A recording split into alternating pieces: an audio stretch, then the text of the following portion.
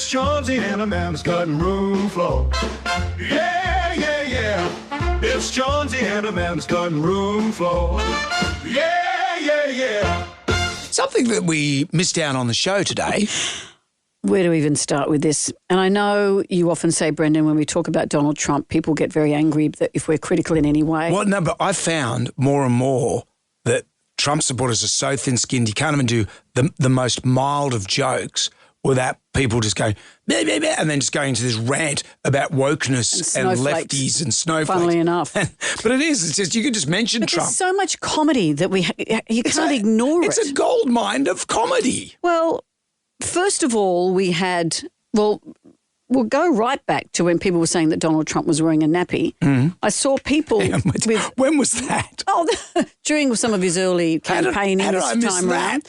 And people were saying they could, it wasn't true, but they said they could see him, passing things while he's talking. Really? Yeah, and apparently it smells and stuff, allegedly. To the point where the MAGA people, this is not all Donald Trump supporters are MAGA, but MAGA's the extreme side of it. Yeah. Started to wear sweatshirts saying diapers over Dems, over Democrats. And it was this young woman wearing a nappy with Trump's face on it, saying that she was proud of this. So then we went to where Donald Trump got shot in the ear in the assassination attempt at the Republican convention. It was a thing that everyone there, or a lot of people there, were wearing bandages over their ears. Yeah. Like they're in a cult. Yeah. I like that meme. Look, that's the pillow you ordered from Temu. Well, I don't even know where to begin with the latest one. Are you ready? What's the latest one? Are you ready? Well, let's go back to what begat this. J.D. Vance is Donald Trump's running mate. Yes. He is the nominated vice president nominee. Who was vocal against Trump. Early on and is now very much for him, funnily enough. So he's got in a bit of trouble because some of his old comments have come to light. He told Tucker Carlson in 2021 the US was being run by, quote, a bunch of childless cat ladies who are miserable at their own lives and the choices that they've made, so want to make the rest of the country miserable too. He's also said that Kamala Harris, they've made comments that he said you shouldn't get the same level of a vote as someone who's had children. So she's a stepmother. Yeah. So therefore she's not as real as a mother.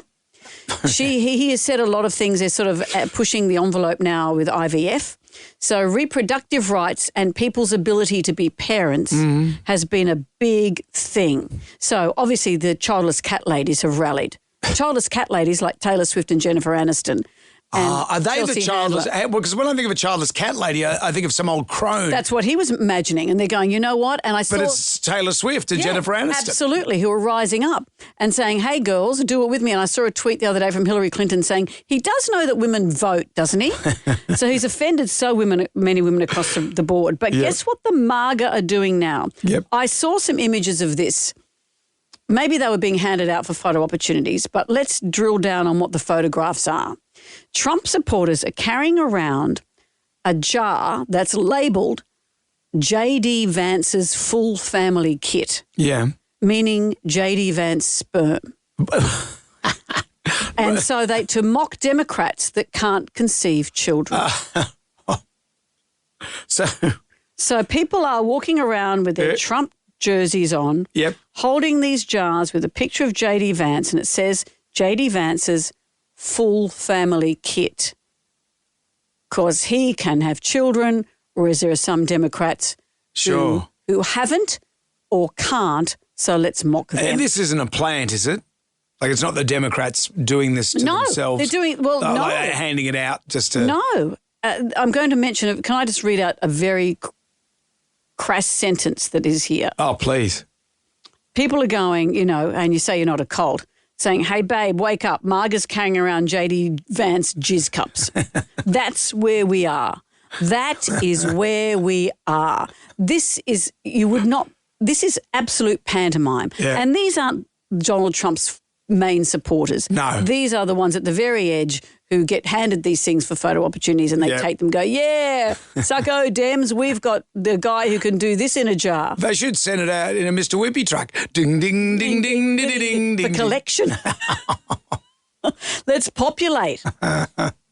So that's the very latest in a very unusual time for American politics. And we thought our merch at the Easter show was good. Maybe that's what you should have, Jonesy and Amanda. Jonesy and Amanda cups. Yeah, with our DNA, fingernail scrapings, etc. I had a vasectomy though, so I can't procreate You can't. anymore. I'm barren. Okay. Thanks for the heads up. I'm going to start this off by saying something very puncy and entitled. Do you mind? Not at all. Well, Is this about your Ming vase collection? no, they're so old. Your Fabergé egg collection? Sometimes when I fly for work, Yep. I'm lucky enough to be able to fly business class. You want to be in the business. But, When you're doing business, you need to be in business. and I hate to say something like this, but it's hard when you're given the seat right at the front of the plane because you can't put your bags at your feet. It all has to go up the top. It all has to go up.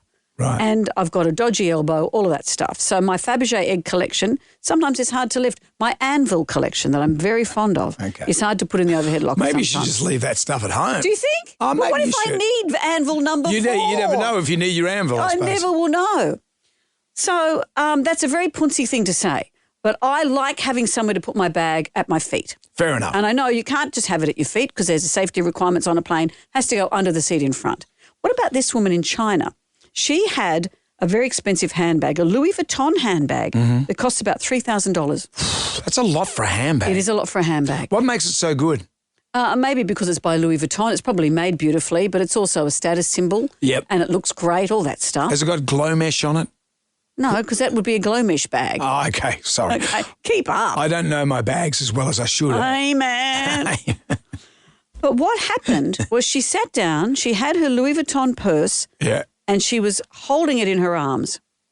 And the flight attendants quite rightly said, a safety issue, you need to either put it up the top or put it under the seat in front. She refused to put it on the ground or to put it above her head. I'd put it above my head straight away. There's less stains up there. Why? What stains are down the thing? You wouldn't know what stains are above your head. You don't know what happens in there. Feet go on the ground. There's less chance of there being stains. I'm just saying. I know someone who had a bottle of water. Actually, I think it might have been Chris Brown. We're flying back from the Logies. Look, I don't want to besmirch him in case it wasn't him. Okay, here we go. And water started to drip out of water inside his bag and started to drip down through the overhead locker. Yeah. So none of those places are safe if you've got a very expensive $3,000 bag, but that's the decision you have to make because if you're going to be flying, you cannot keep it on your lap. She was in an economy seat. So she refused to put it under the seat in front or up the top. So at the end of ages, she was ignoring all the flight crew. She began to play on her phone, pretending she couldn't hear them, la, la, la, la, la. She was forcibly marched off the flight. The flight, therefore, was delayed. Other passengers were clapping as she went. Yeah. The flight was delayed. Other connections weren't made. The knock-on financial effect of this was quite extraordinary. So she had this $3,000 bag. The flight she was on cost $110. So she was prepared to stuff that up Yep. for a $3,000 bag. I guess that's what happens. Have you ever been on a plane? I was on a plane one time and the seat I was sitting in was broken. And did you think, don't say And the lady said, oh, you got to put your seat up right. And I went, yep. And I went to put it up. I couldn't get it up, as it were. So I put my arm behind it, reefed it forward, but then it wouldn't stay in the upright But you position. know that if you say something, they're going to delay the flight. All have to get your bags off. Yep. So what I did, I just put my arm, I said, yeah, no worries, love. And I moved it forward. They love being spoken to like that. I moved it forward. So when she walked past and did that check, you know when they do the check? Yeah. She went, oh, good, everything seems to be in order. Except that man's arm's broken. So it was like this. And he called me love.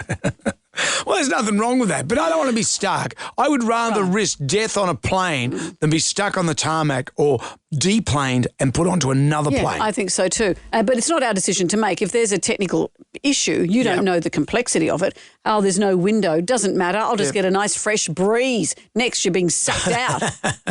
But because because I didn't want to complain.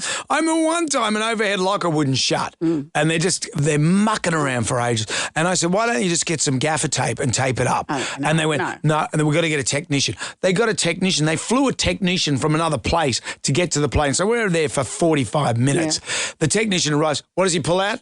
Gaffer tape. Well, what about, though, if you know, there are some airlines, even if you're flying internationally, you know that the entertainment equipment's not going to work. Yeah. So you probably feel like complaining then because you'll have to raw dog it.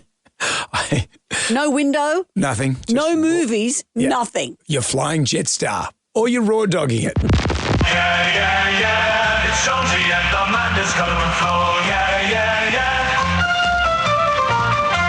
Get ready, everybody. Here is some more. Jonesy and the man is coming and flow. Are you ready for more? Yeah, yeah, yeah. It's Jonesy and the man is coming and flow. Have you ever used ChatGPT? GPT? No. GST? VPL? Chat GPT. It's hard to say. No, I have not. No, it's interesting, though. My friend Anita McGregor, who I do a podcast with. It's great. Double A chattery. You and Anita McGregor. Anita is a clinical... she's a forensic psychologist. That's right. And she also runs the unit for forensic psychology at New South Wales. Whenever I'm at your place, at a party, at a soiree, I like to get Anita in a corner and just ask her questions about, what about that nut? What about that guy? What about that dude? You know, I love that stuff. Yeah, and she knows you're talking about you. After a few gins and tonics, she sings like a canary. Oh, gosh, you're full of it. She does. But what's interesting is, as an exam marker, and this is people who are post-grad, people who are, you know, going to be forensic psychologists, there's a high level of marking and assessment involved, and it's hard to tell if students have been using ChatGPT for their assignments, because what ChatGPT does is it makes every single answer different. So you can put in the same assignment information that I do, and two different results will come out. So it's very hard. There is software that can detect plagiarism, and now they're trying to put in software that can detect ChatGPT. That's why it's so effective, is because it spits out something different every time. Yeah.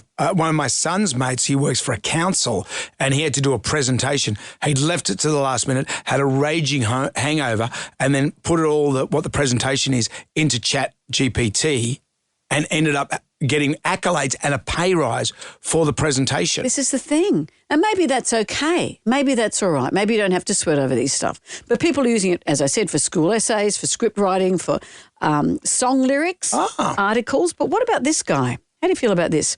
This guy, 55-year-old James, asterisk, not his real name, wanted to break up with this girl he was going out with. He said it was after the third date and I decided I didn't really want to be with her. I thought, though, I'd rather word a beautiful letter to her so she didn't hate me. So I got ChatGPT to break up with her instead. Oh. How would you feel if you're being broken up with to not get a phone call? Because it's a big deal to face someone. I mean, you and I haven't had to do it because we've been married for 100 years. I don't know how the dating scene works, that if you constantly are going on a series of coffee dates or dates and you're both evaluating how you feel, you're constantly letting people down. It'd be very hard. But getting a letter lets you off the hook. But how do you feel being dropped by a letter? Yeah, that's a tricky one. What's happened in your past? You've had other relationships before your marriage. What happened? How did you split up? Well, they were long-term relationships, meaning a year here and a year there. But you had a long-term relationship. You were almost engaged. Yeah, that's not almost engaged. Well, okay, but you were heading towards that. Well, I've been living with someone for a number of years. That's a serious relationship. That's different to this. But how did that end? How did it? Did you get? Oh, we broke up, got back together, broke up, got back together. Finally, said, I don't think, I think it's time. So you both just said it was a mutual thing. Kind of, though. It's always easier if it's done to you because that way there's no question. You can't sort of debate whether you should have done it or not. Yeah. But long-term relationships can't end with a letter unless you're Phil Collins and you do it via fax. That's right. Remember that. Yeah. And his daughter now, Lily Collins, is a famous actress. Yeah. But he dropped her mum, Jill, via a fax. Wow. And they had been married and had a kid. But imagine it's coming up. And you're saying, from the office of Phil Collins. What it feels written here. You are... whatever. Beautiful drop. Which way is it going? Well, I guess this is the stuff you use if you haven't been in a relationship for long. As he said, this is 3 dates worth. And what did it? Well, what he has said here, he said it's like a Dear John or Dear Janice letter.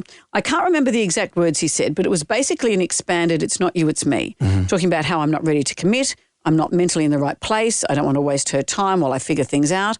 And she said it was beautifully crafted, and she said, it's really nice of you to say all that.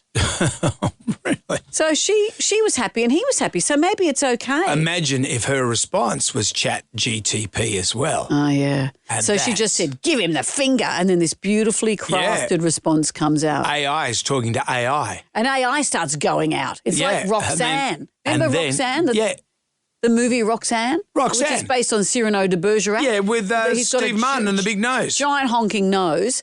And this beautiful girl is being wooed by this guy. So he writes these beautiful letters, these beautiful speeches, beautiful romantic speeches. And she falls in love with the language. And so by the time she realises that it's Big Nose doing it, she realises she loves Big Nose. Yeah. Wouldn't have picked it. GPTQIRS couldn't have done that. No, it certainly couldn't.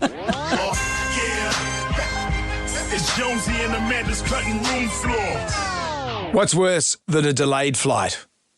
A cancelled flight? Yes. And imagine your flight got cancelled because you're at an airport in Japan and they've got a gift shop right near the boarding gate that sells scissors, which seems to be just asking for trouble. And in that gift shop, a pair of scissors have gone missing, unaccounted for. So they've cancelled 36 flights. So you're and allowed... 201 flights were delayed. So there are scissors in the shop, but no one's allowed to buy them, or you buy them but not allowed to take them on the plane, and no one checks you take them on the plane? What does it mean? You'd have to talk to old mate Japanese about that. Can I call him now? Let's see if I've got him in my phone. Old mate Japanese. Doro arigato, Mr. Roboto. What's with the scissor autos? But I don't speak Japanese. I know you didn't know that. But that makes no sense. No. But then, you know what the ignominy of all of this is? That's not me speaking more Japanese. A worker found the scissors. They'd fallen behind a cupboard or something. Oh, here they are. See, would you admit that you'd found them? No. So all those flights cancelled, all those flights, imagine all the rerouting, all the rescheduling, all the cranky people, all the searching for scissors. They must have had to search everybody for the scissors, didn't find them, and then you, hapless worker, the next day go, here they are. You know what I do? I chuck them in the bin and be a hero and say, I found them in the bin. Someone's put them in the bin. It's like that ad. Remember that ad for that ute? It was like one of those get-out-of-town utes, and the little girl's lost her bunnykin, little bunny. See, you remember it being an ad for the car. I thought it was an ad for the bunny. No, and the kid's like, where's my bunny? And the dad, I will find this bunny, and he's travelling through streams and all this sort of stuff. And then they're looking in this field after going through this quest to find the bunny, and the mum looks in a bag, and there's the bunny. Yeah. And she goes, and gets the bunny and throws it into a wood pile, and then says, hang on, there it is there. Well, do you remember that time I've told you this story before? It still triggers me enormously. When Harley and I were in New Zealand, we're in Queenstown, and it started by us finding a beautiful stone or a shell beside the water, and Harley put it in his pocket. And I said, that's supposed to be bad juju. Why is it bad juju? There are some places that encourage you to take things, others that say leave things here. Because there's not like a sign for it. Not a sign, it's just a known But thing. if you just saw a shiny rock at Queenstown, it's not like a sacred sign or anything. No, it's not. Absolutely it's not. It's not like we stole something from a monument. So Harley just put it in his pocket. Next day we're flying out. Can't find our passports. Looked everywhere. Can't find them anywhere. To the point where we had to change our flights, fly via Wellington to get new passports made up. And I thought I wasn't going to make it back to work. I was doing radio at the time. Yeah, and you're working with Andrew Denton. I thought I'm not going to make it back on time. Wasn't as an accommodating employer as I am. Imagine me saying to you, I'm staying a few more days because I can't find my passport. I'd say, that's okay, sweet pea, I've got you covered. Sure. So anyway, we went to, you should see the photos we had taken, our passport photos. We both looked like being run over by a bus. So we had to divert our flights, try and urge them to make a passport for us that day, and all the lectures we had to put up with, blah, blah, blah. Finally, make our way back to Sydney. What sort of lectures did you get? Because I'd travelled the world with Beyond 2000 for a number of years, and I'd lost a passport somewhere along the way there. And they said, this is your second one. And they lectured me saying, this isn't your property, this is government property. Yeah. Oh, and a man with one arm walked in, and Harley said, yep, that's what they did. He's lost 3. So I copped a lecture from an official, and I don't like it. Yeah, you don't like a lecture. I don't like a lecture. Even when you're at university and the professor was giving you a lecture, you'd say, I don't like it. Listen, prof. So anyway, when we found out that all the passports had gone missing and all of that, Harley when we're at the airport, Harley threw the stone onto the tarmac, went into the engine. Threw it into the engine. He threw it onto the grass at the airport and said, I'm returning the stone. Yep. So anyway, we get home and we're unpacking, and about a day or so later I hear, ooh. I said, what's going on? And Harley went, no, nothing. He'd found the passports, the first ones. He said they were in a secret compartment in his briefcase he didn't know was there. He'd obviously put them in. Yeah, of course. But then it became a secret compartment. Mm-hmm. So if I was him, I'd have said nothing. Yeah. And if I was the scissor finder, I'd have said nothing. If I was him, I would have put him in your bag. That's what I would have done. Then I really would have got out the scissors. It's the cutting room floor. Yeah, yeah, yeah. It's Jonesy and Amanda's cutting room floor.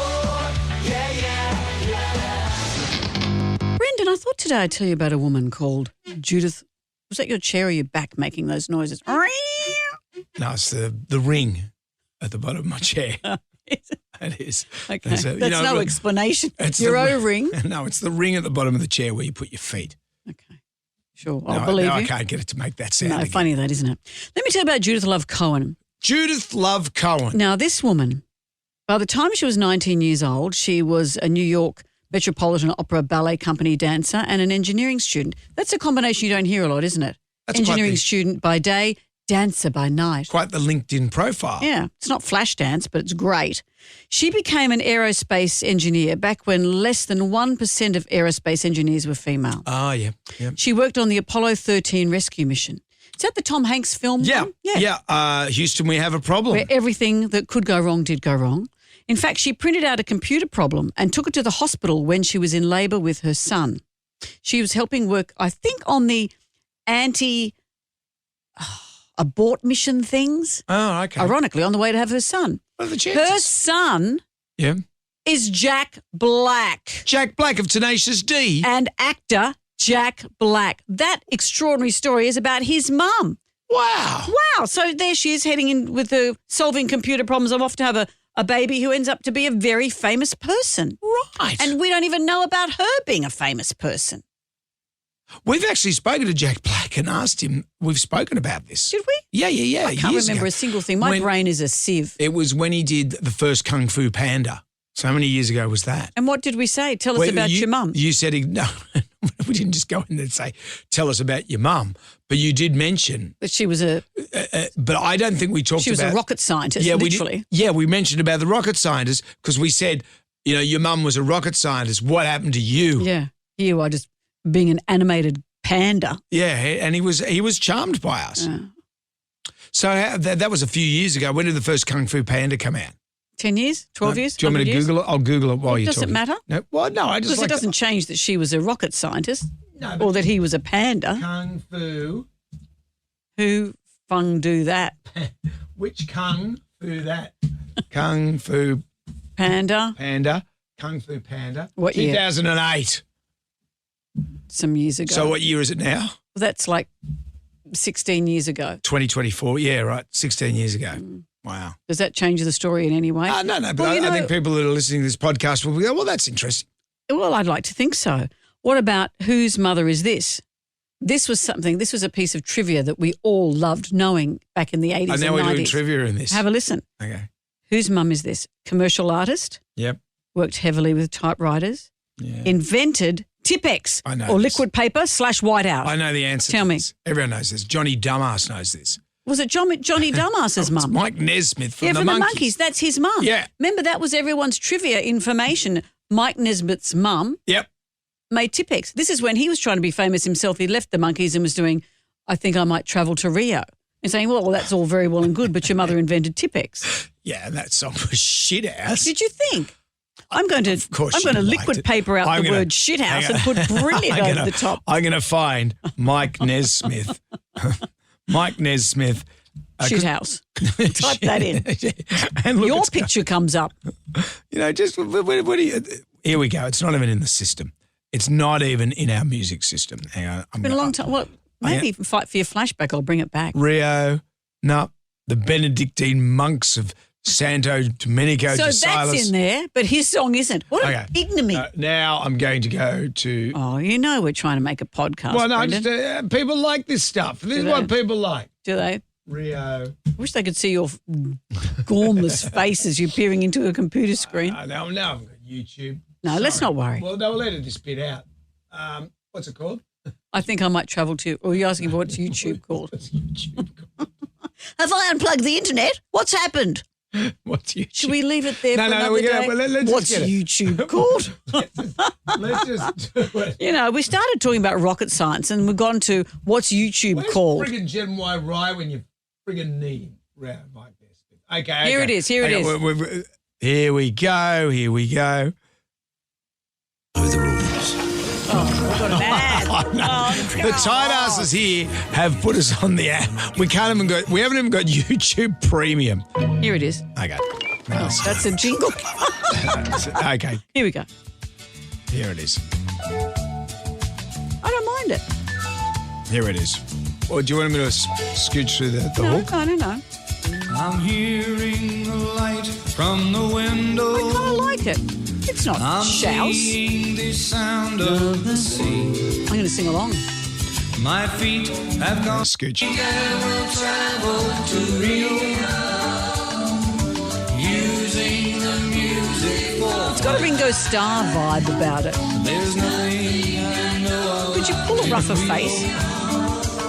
But it's something to do with the night. Okay, let's not play what more a of piece it. of shit. Oh, come on. Okay, kids, that's it for today. Come back tomorrow for more Jonesy and Amanda's Cutting Room Floor.